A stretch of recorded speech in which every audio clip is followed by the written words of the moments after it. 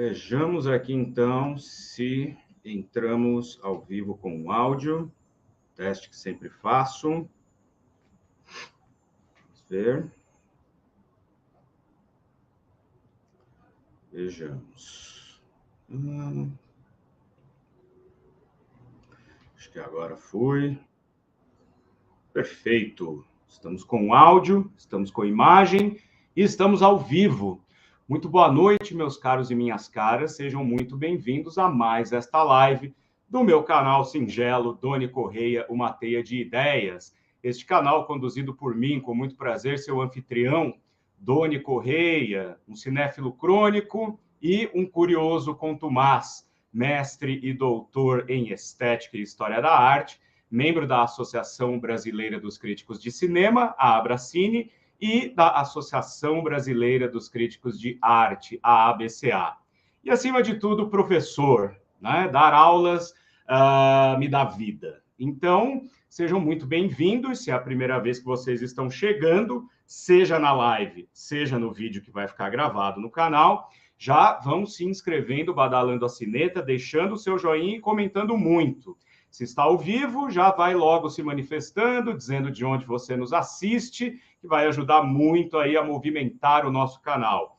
Também compartilhe bastante nas suas redes sociais, porque assim a gente vai aumentando esta teia de ideias, com opiniões e com novos temas, já que a proposta desse canal é justamente discutir a sociedade e a história a partir do cinema, da história da arte, da psicologia, psicanálise, enfim, das humanidades e das epistemologias humanísticas. E eu também quero agradecer à TV 247 por gentilmente retransmitir alguns dos meus vídeos e das minhas lives. Então, se você está assistindo a esta retransmissão gravada no canal TV 247, por favor, venha ao meu canal Doni Correia, uma teia de ideias, e se inscreva. Para você não custa nada, é totalmente gratuito, mas para mim ajuda muito. E, pessoal, hoje nós vamos ter aqui uma mini aula, uma breve aula, né? Bem panorâmica sobre um dos momentos da história da arte que mais me são caros, assim, que eu gosto muito, que é a arte do Antigo Egito. Quando a gente está começando a estudar a história da arte, a gente sempre fica bem detido ali no assunto do Antigo Egito, porque, afinal de contas, é uma das civilizações mais antigas e uma daquelas que nos legaram, de alguma forma, valores e herança diversa, né? Que fazem de nós o que somos até os dias de hoje, tanto no Ocidente quanto no Oriente, né? E já vou dando aqui, então, boa noite para minha querida Maria Elisa. Boa noite de Floripa. Boa noite, Floripa. Como é que tá aí? Tá calor? Tá frio? Aqui tá calorzinho hoje, mas não choveu aqui em São Paulo. E nós vamos tratar da história, né? Desse panorama da história da arte egípcia, justamente porque quando se pensa em Egito, logo vem à mente, né, as pirâmides. Quem construiu as pirâmides, né? Foram os homens ou foram os alienígenas? Bom, nunca se sabe exatamente, não se chegou a um consenso sobre como esses verdadeiros monumentos colossais foram construídos, não é? Mas sabe-se a finalidade deles e sabe-se que sim, foram construídos à custa de muito sacrifício daquela civilização que começava a se organizar há vários milhares de anos ali no delta do Rio Nilo. Bom, antes de falar, obviamente, das pirâmides, né, que por si só, por serem mausoléus, né, por serem tumbas mortuárias, né, por serem um espaço onde eram sepultadas as grandes autoridades do Império Egípcio, a gente tem aquele formato apontando para o céu, apontando para uma outra dimensão, apontando para aquilo que não está no chão, né, não é aquilo onde nós pisamos, transcende isso. E, obviamente, que para entender isso, a gente vai entender que a arte egípcia está totalmente conectada com o misticismo, né? O misticismo daquele momento. Eu vou explicar exatamente que tipo de misticismo é esse.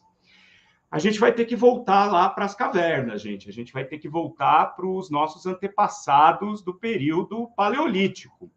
Porque, como eu disse, em sendo a civilização egípcia uma das mais antigas, não que não houvesse outras, mas a gente vai tratar da civilização egípcia aqui, a gente precisa compreender como era a mente daqueles primitivos, né, que estavam antes de nós, né, que construíram comunidades antes de nós para que nós pudéssemos construir sociedades ao longo da nossa história, né? E para isso eu já vou falar para vocês. Aqui a Maria Elisa está dizendo que está calor lá em Florianópolis, né? O bom é que tem umas praias que dá para ir. Boa noite de Salvador, Bahia, que também deve estar bem calor, mas também tem umas praias que dá para ir, para passear.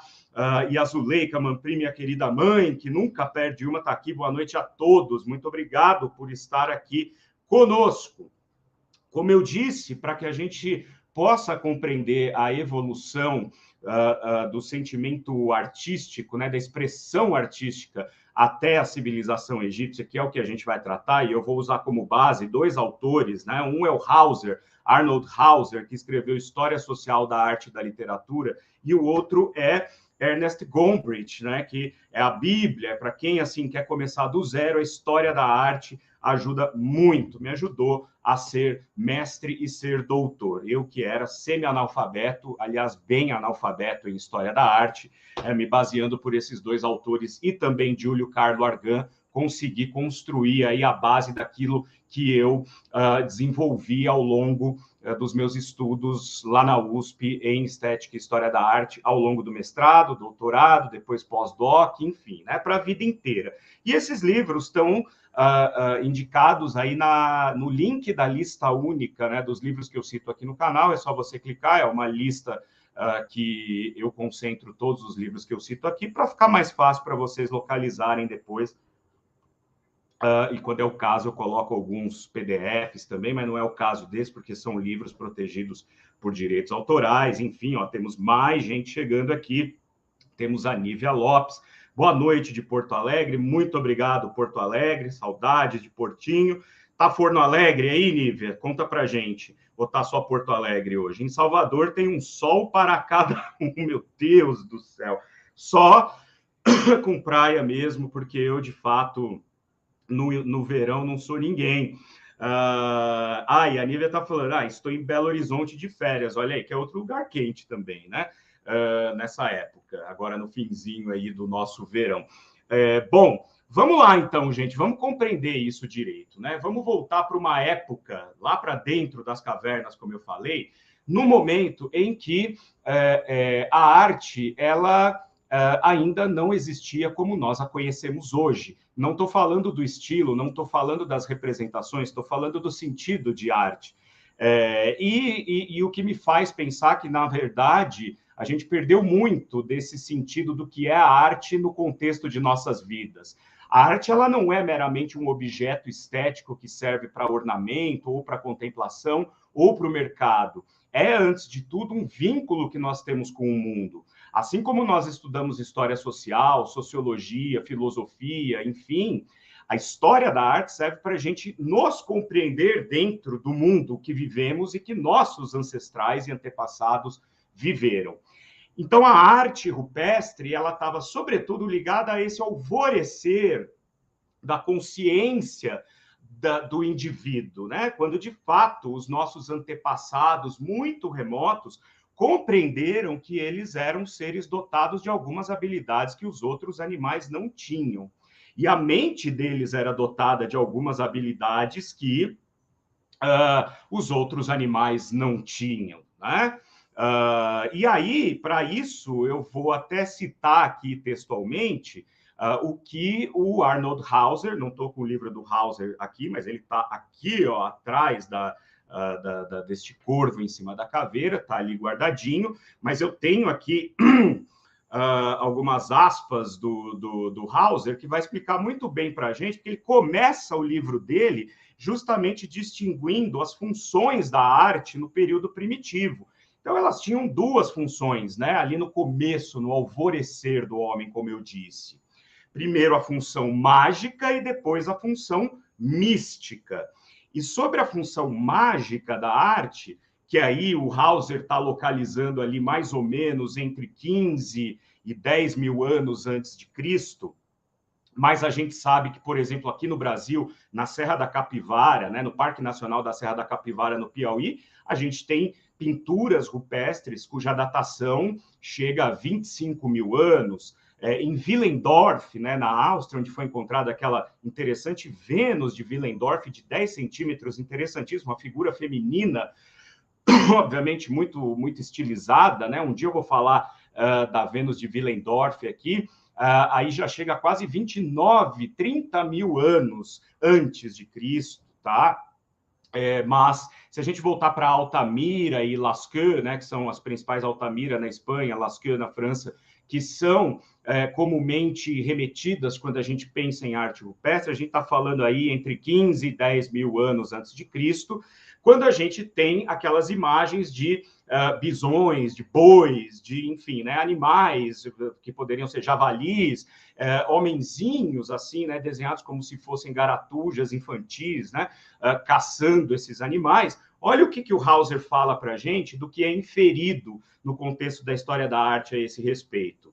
Ele diz: função mágica era uma técnica sem mistério, um procedimento prosaico, a aplicação objetiva de métodos que tinham tão pouco a ver com o misticismo ou com o esoterismo, quanto armar uma ratoeira, adubar um terreno ou tomar um remédio. As pinturas faziam parte do aparato técnico desta magia. Era a armadilha, onde a caça tinha de cair. Ou melhor, era uma armadilha com um animal já capturado, pois o desenho era, ao mesmo tempo, a representação e a coisa representada, o desejo e a realização do desejo.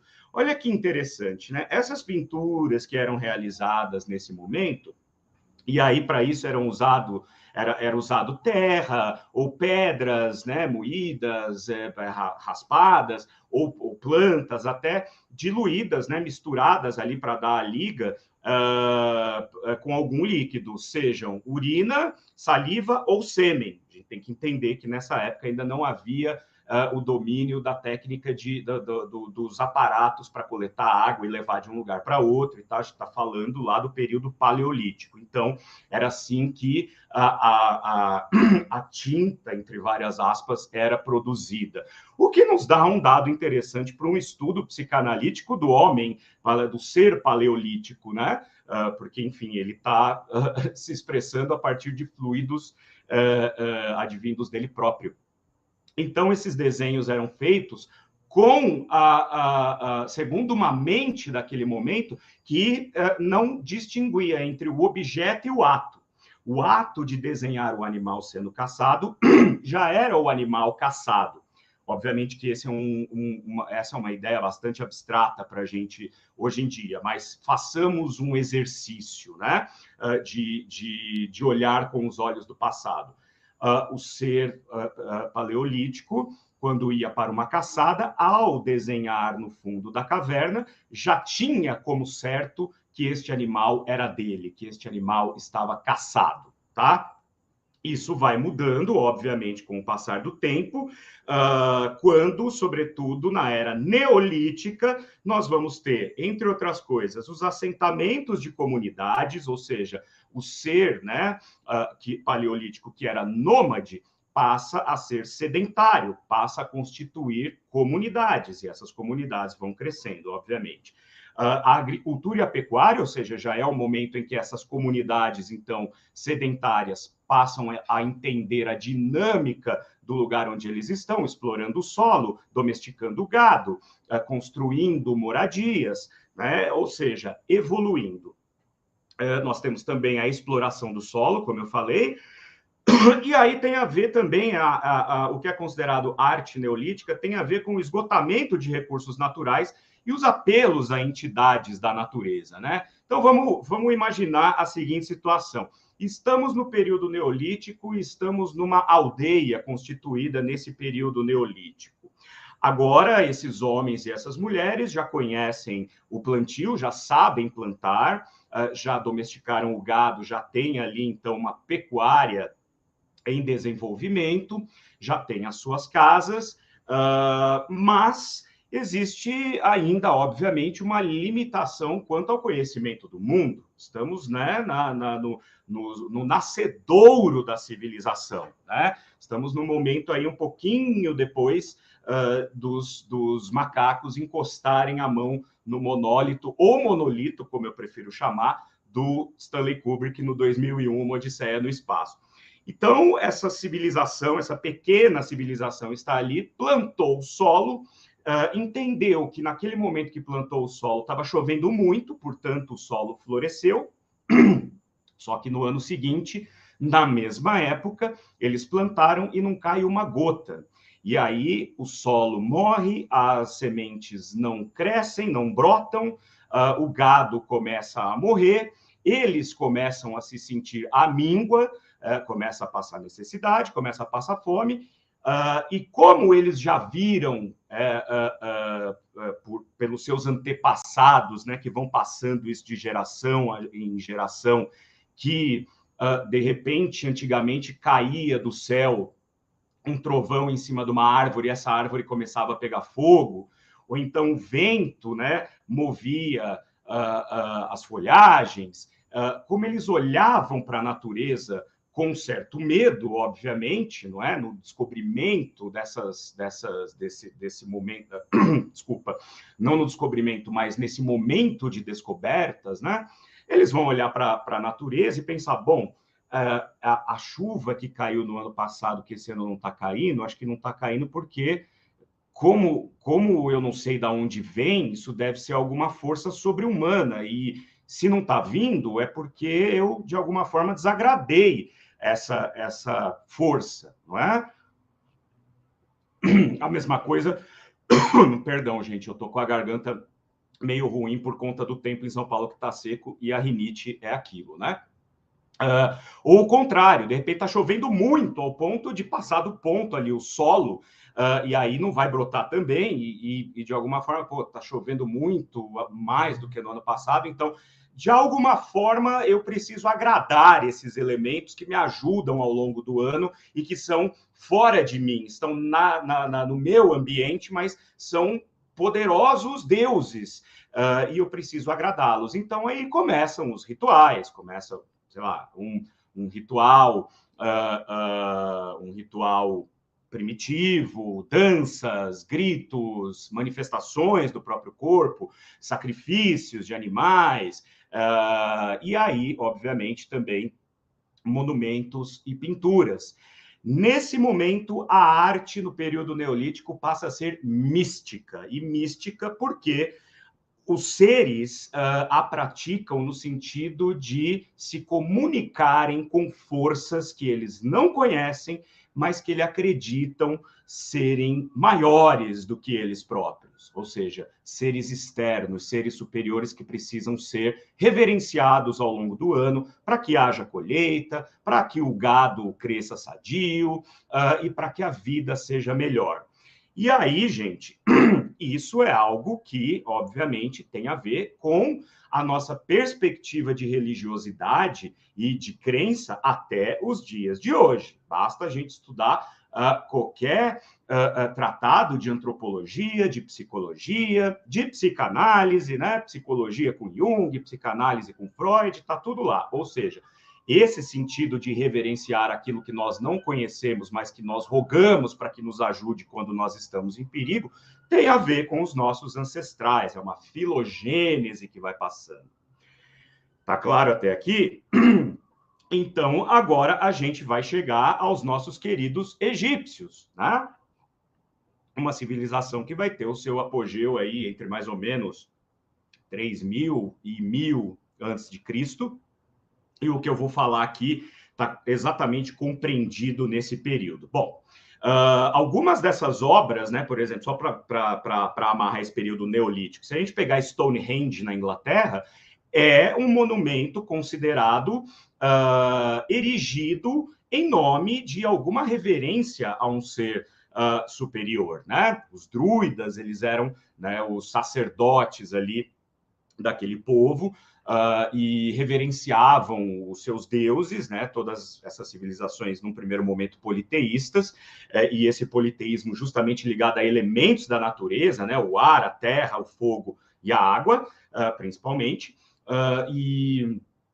E aí, quando nós chegamos na civilização egípcia, a gente vai compreender que esse sentido da mística por trás das representações artísticas, elas ainda estão muito fortes, e aí é que vão se fortalecer ao longo desse período, né, em que o Antigo Egito existiu como uma grande força. Porque os egípcios, até hoje na cultura egípcia, o rio Nilo é talvez a entidade mais reverenciada que há, porque não fosse o delta do Nilo, não fosse as cheias do Nilo e depois as estiagens, aquele povo que funda a civilização egípcia jamais teria conseguido sobreviver no deserto. Por isso que o Nilo era talvez o maior deus de todos para eles. Foi no delta do Nilo que eles aprenderam a dominar a pecuária, a agricultura, se estabeleceram em comunidades, foram crescendo, e nessas comunidades sempre existem líderes.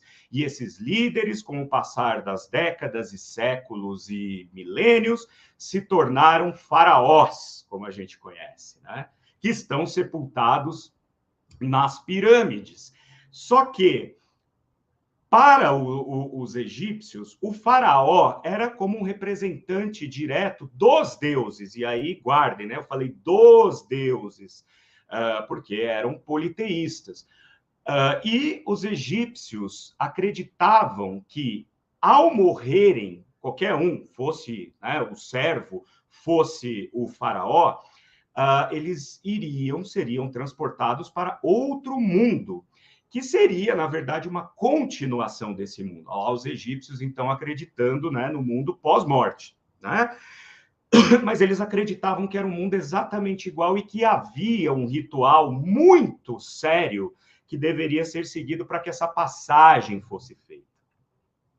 Então, o faraó, quando morria, por isso que a gente tem a mumificação, por isso que a gente tem uma tecnologia desenvolvida pelos egípcios daquele tempo, que era já para a época bastante sofisticada. Os caras faziam cirurgia cerebral, né, com trepanação, faziam furos no crânio, criaram esse processo de mumificação que traz para nós até hoje, que nos lega até hoje as múmias que podem ser estudadas, se bem que a de Tutankhamon foi totalmente destruída nesse processo de estudos, né, justamente por imperícia daquele momento. Aliás, a tumba de Tutankhamon, que foi descoberta em novembro de 1922, então agora há pouco fez 100 anos, e a imagem da thumb aí, a máscara mortuária de Tutankhamon. Ainda vou falar da descoberta do túmulo de Tutankhamon, porque é muito interessante, né?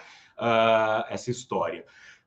Bom, eu estava dizendo que o faraó, quando ele morria, ele era preparado para fazer uma viagem, mas não era uma viagem no sentido puro espiritual como nós conhecemos hoje. Era uma transmutação para um outro mundo em que ele precisava levar absolutamente tudo de mais valioso que ele tinha.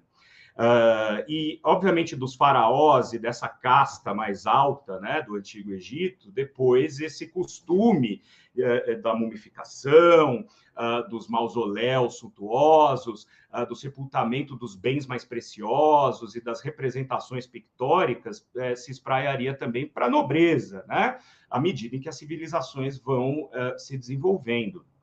Então, na tumba do faraó era colocado, obviamente, o corpo do monarca, ali, do faraó, mumificado, muito bem mumificado, e num período anterior ao início desses grandes murais que são encontrados em tumbas egípcias, em monumentos egípcios, no momento anterior, entendia-se que para que o morto fizesse uma viagem confortável, né, para o lado de lá, para o mundo dos mortos, né, para o outro mundo, ele tinha que levar, inclusive, o seu próprio séquito, para que ele fosse confortável, para que ele se sentisse em casa, para que ele não achasse que está num lugar muito estranho e tal, antes de ter o seu coração pesado. Eu já vou falar aqui sobre isso a partir de uma imagem que eu vou mostrar para vocês. Aliás, eu vou mostrar bastante imagens aqui.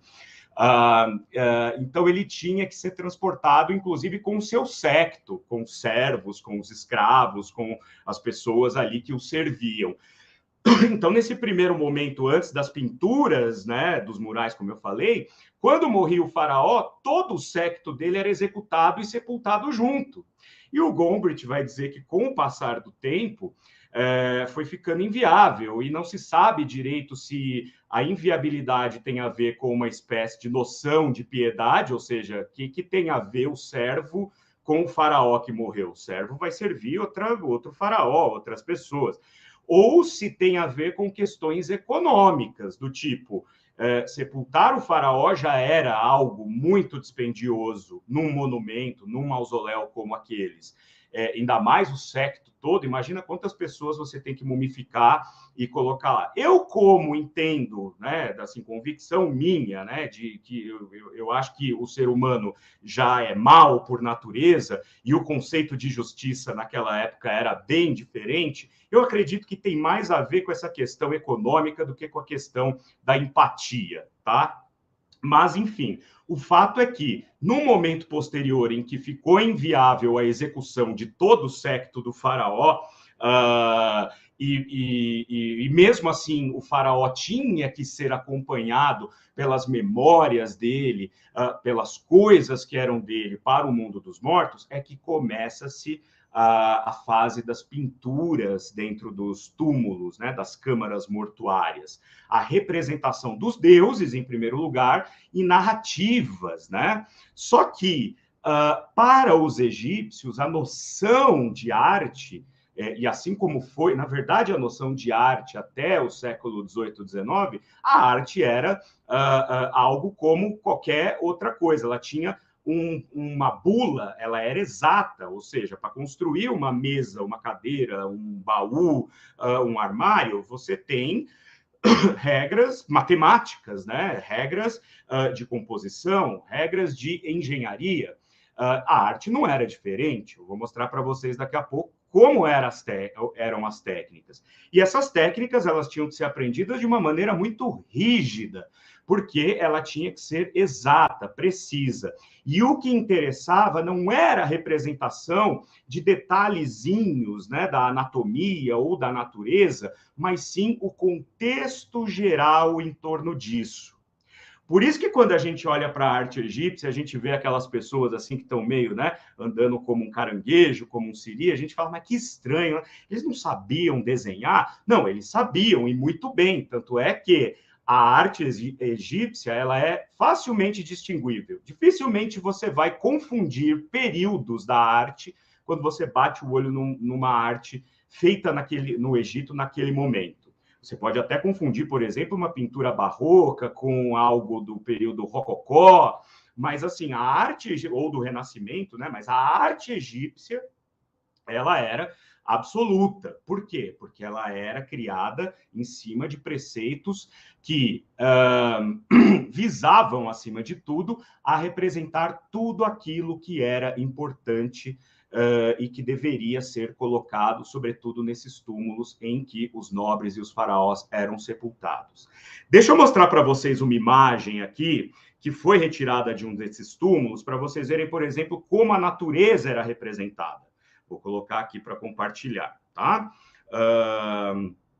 Então, estamos vendo aqui, vamos ver se já entrou aí para vocês, porque sempre tem um pequeno delay aí, né? Vamos ver. Eu acho que já deve ter entrado. Vamos ver. Aí, acho que não. Agora sim. Agora deve estar aparecendo para vocês. Pronto. Vamos dar uma olhada, então, nessa imagem. Aqui nós temos um pedaço da tumba de Nebamon, tá? Que foi descoberto no século XVIII. E se a gente tentar olhar e entender o que tem nessa imagem, vai ficar um pouco difícil para a gente identificar de imediato. Mas, no limite, o artista, né, o artífice que pintou isso aqui, queria, na verdade, representar uma floresta com um tanque onde peixes e patos nadavam. Agora, percebam que a noção de perspectiva e a noção de escorço, ou seja, de forma das coisas, né, em escala do corpo humano, de animais e assim por diante, não são respeitados aqui.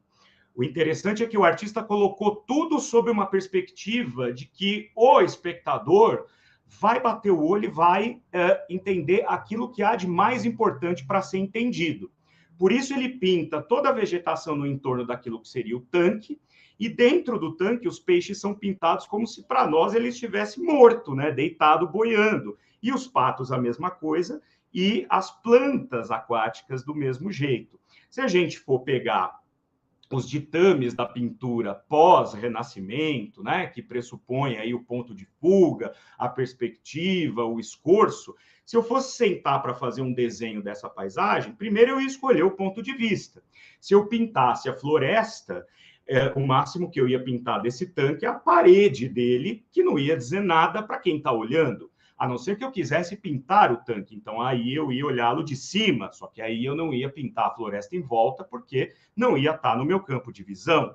Os egípcios pintavam tudo aquilo que era importante para se reconhecer o assunto, ou seja, para se reconhecer aquilo que está lá, né? Deixa eu interromper aqui o compartilhamento dessa imagem, para daqui a pouco compartilhar outras imagens aqui. E aí, ó, a Zuleika Manfredi está dizendo, gosto muito desse tema. Minha mãe, desde que eu sou criança, assim, que eu me entendo por gente, eu vejo minha mãe lendo coisas sobre a cultura egípcia. Impressionante. Tá? É por isso que eu me interessei desde muito jovem também já, né?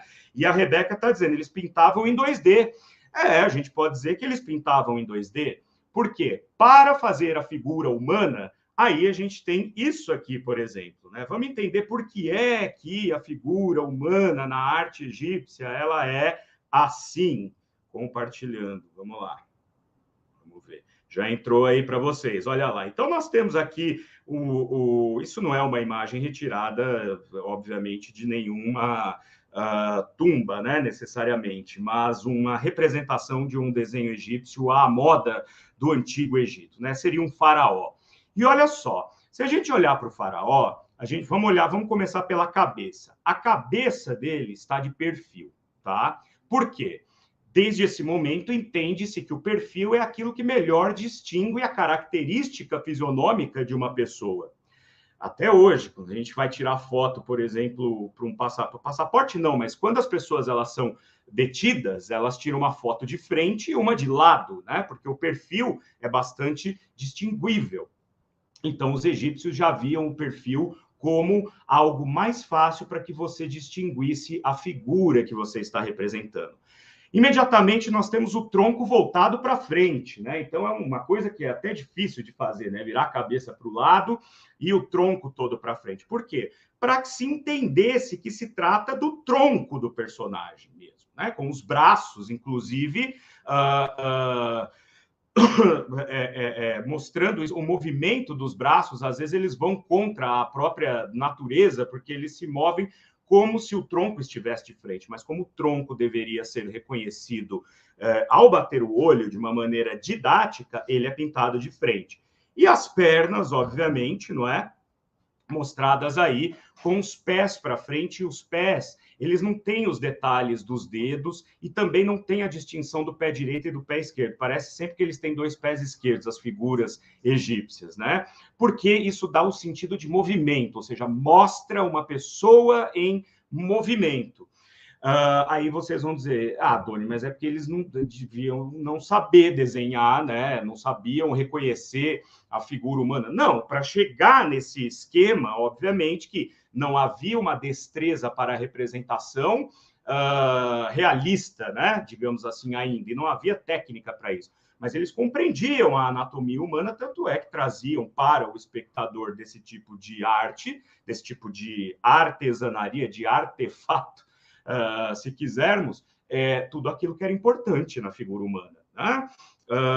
E aí, deixa eu interromper essa daqui também, porque daí a gente vai entender como isso era feito, porque, como eu disse, eles tinham que aprender isso de maneira estrita. Era como aprender justamente a fazer um sapato, a fazer um adorno qualquer, uma roupa, um móvel, né? Era um ofício, achei a palavra, era um ofício, tá? E para isso, a gente, né, eu resgatei aqui, justamente um estudo, né, feito, obviamente, muito tempo depois, de como este processo poderia ser. Olha lá, eles faziam, primeiro, todo um tracejado em cima de um cálculo geométrico, que nisso eles também foram pioneiros, um cálculo geométrico, obviamente, àquela maneira, né? Não como a geometria que nós entendemos hoje em dia, mas eles faziam um cálculo geométrico, faziam uma grade, e nesta grade, então, eles iam preenchendo com esses, com isso em mente, né? Com as partes da anatomia humana importantes de serem representadas. Por isso todas elas são iguaizinhas, por isso que eu disse que a arte egípcia é impossível de ser confundida, né? Então, a gente já vê aqui uma sofisticação de proporção bastante interessante. Outras curiosidades a respeito justamente desse tipo de técnica é que os homens eles eram sempre pintados com pigmentação mais escura que as mulheres. E a autoridade, ou seja, o faraó ou o nobre, ele sempre era pintado maior, ele era representado maior que as outras figuras. E como eu falei para vocês, já que agora não podia mais matar o séquito inteiro do nobre ou do faraó que havia morrido, mas as memórias e os grandes feitos desse homem deveriam ser levadas junto com ele para o mundo dos mortos, eram pintadas também várias narrativas a respeito do morto, né, da pessoa que havia morrido. E aí eu trago aqui, deixa eu achar, pronto, tá aqui, ó, o túmulo de Numhotep, que é justamente um dos faraós aí, né? Então, vamos dar uma olhada. Isso aqui é o portal do túmulo de Numhotep.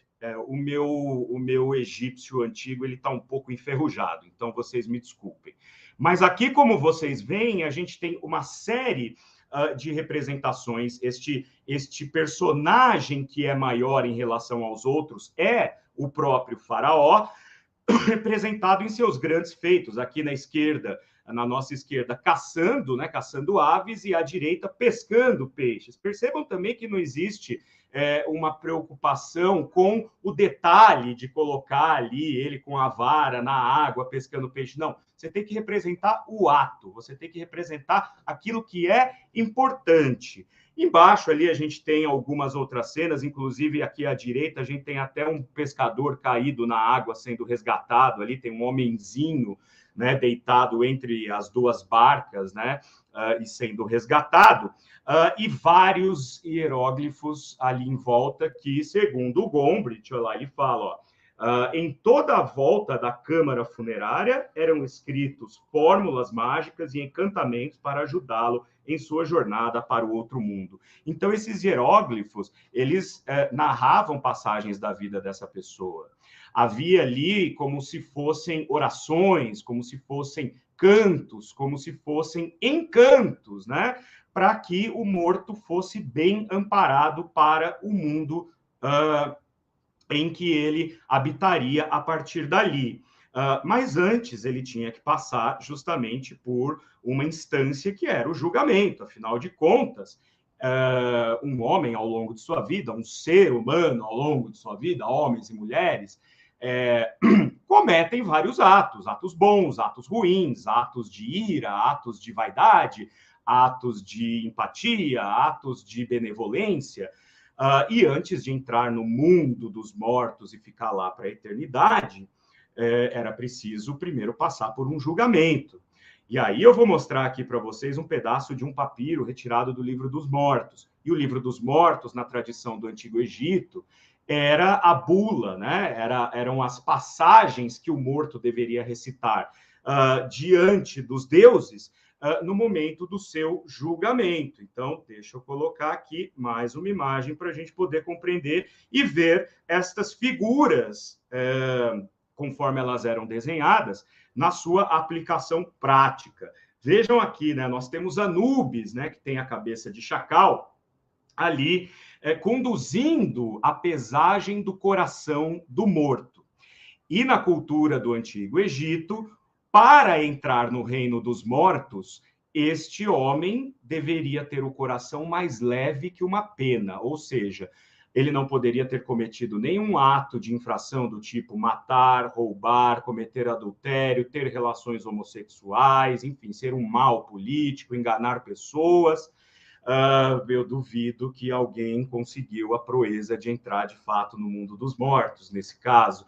Mas, de qualquer maneira, essa é a cultura deles naquele momento. Então, aqui nós vemos a balança, nós vemos um vaso onde o coração do morto era colocado e há uma pena estilizada do outro lado, Anubis ali fazendo, então, a pesagem, e esse ser estranhíssimo que eu estou passando aqui, o mouse, vocês devem estar vendo por aí, é o deus Sobek. Sobek tinha a cabeça de crocodilo. Caso o morto fosse reprovado, imediatamente sua cabeça seria devorada pelo deus Sobek. E aqui em cima, de novo, né, as passagens do Livro dos Mortos, com récitas e com receitas, enfim, todas escritas nos antigos hieróglifos, tá?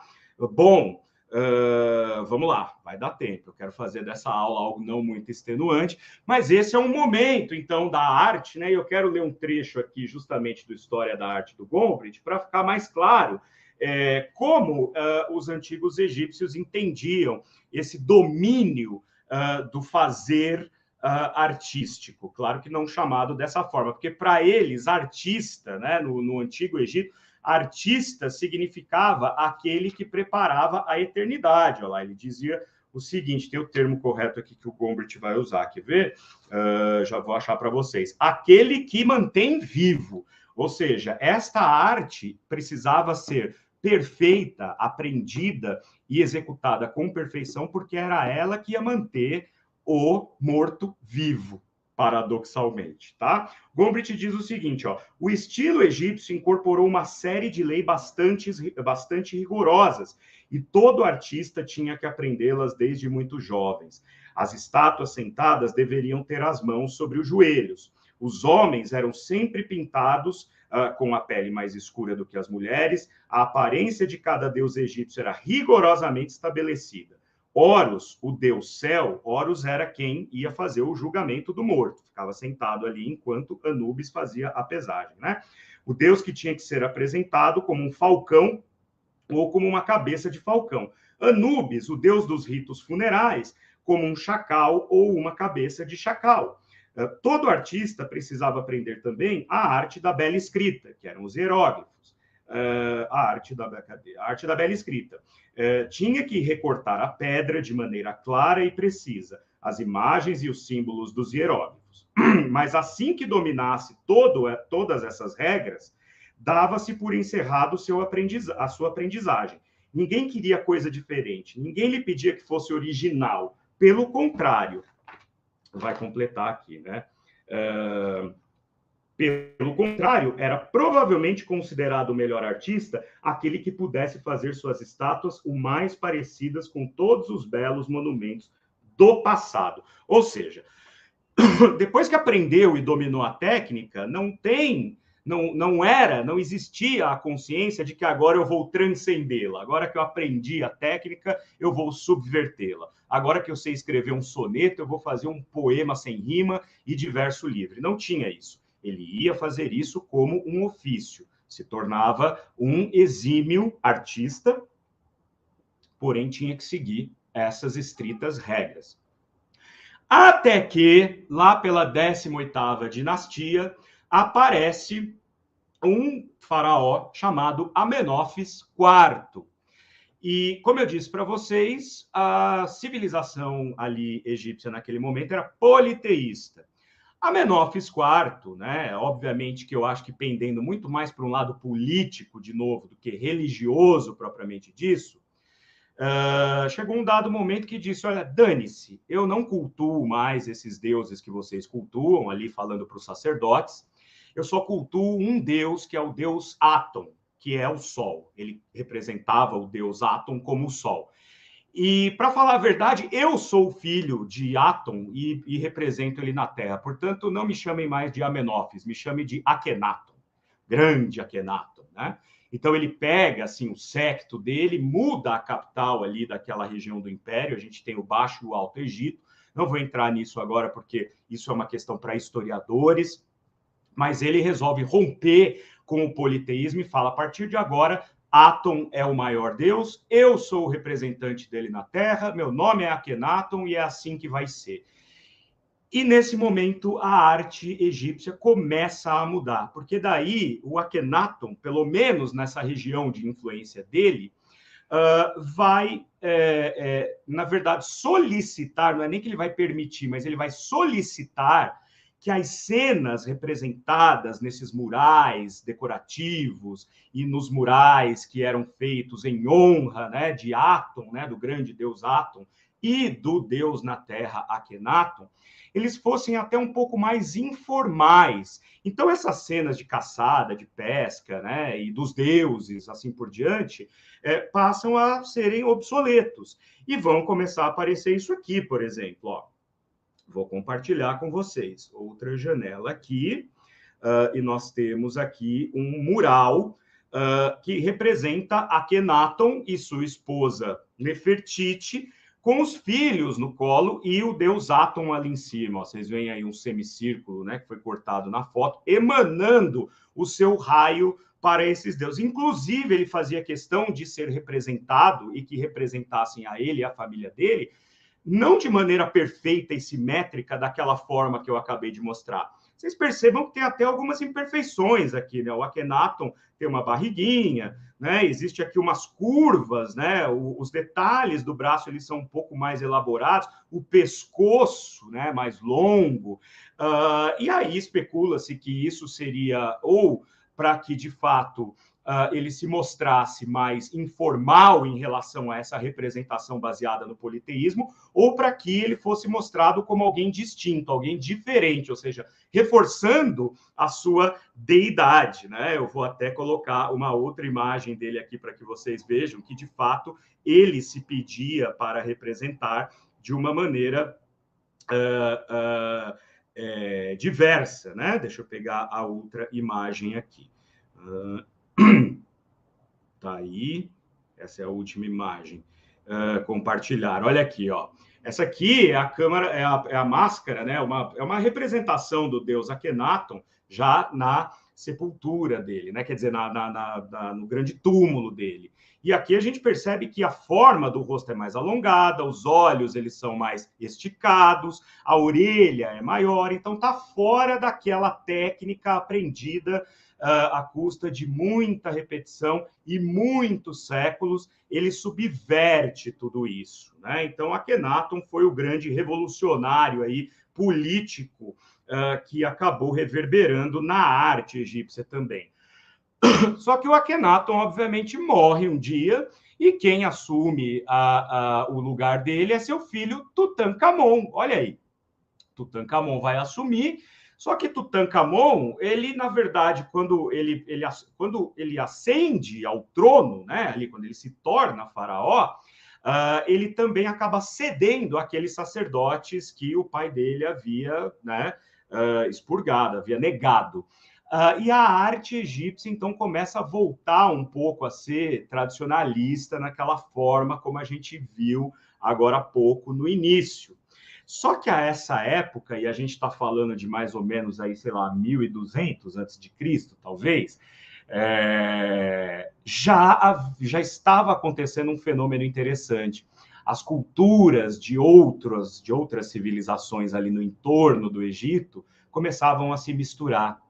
E os egípcios já estavam tomando contato, sobretudo, com artífices, né? Com esses artistas da ilha de Creta, por exemplo.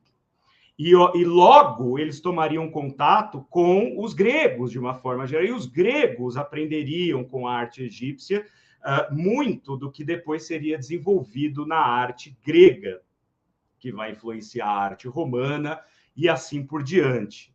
Só que essa é uma conversa que vai ficar para uma outra mini aula, né? Porque aqui eu quis apenas fazer uma passagem panorâmica pelo estilo da arte tradicional do Egito Antigo, para que a gente compreenda exatamente onde tudo nasce, né? Porque as formas do escorço humano, as formas belas, né? O belo surge, como a gente costuma estudar em estética e história da arte, a partir das exímias obras dos gregos, né? Do estatuário grego, a partir de Fídias, né? Que cria o número φ, o número da proporção perfeita, né? Do padrão da natureza. Isso viria só depois. Antes disso, houve uma civilização, ou algumas civilizações, que já praticavam uma arte bastante complexa. Não era só desenhar o homenzinho ali andando, né, como se fosse um caranguejo, um siri, como eu falei. Tá certo, gente? Eu espero que vocês tenham gostado desse panorama. Como eu falei, se vocês estão assistindo a este vídeo na TV 247, corram para o meu canal, Doni Correia, uma teia de ideias, para se inscreverem. Se estão aqui no meu canal ao vivo, eu agradeço muito a presença de vocês. Compartilhem esse vídeo com todo mundo. Escrevam aí embaixo, depois que vocês assistirem a esta gravação. Procurem aqui no meu canal, é facilmente encontráveis na playlist História da Arte. Ainda tem Caravaggio, ainda tem arte moderna, ainda tem arte romântica, enfim. Tem Leonardo da Vinci. Podem dar uma olhada na playlist de História da Arte, de Estética também aqui, que vocês vão encontrar e vão ficar com vontade de conhecer as outras playlists também. Tá bom? Muito obrigado pela presença de vocês e pela atenção de vocês. E até a próxima. Vou me despedir com mamãe dizendo amei, obrigado pela aula e eu espero que vocês também tenham amado. Beijos!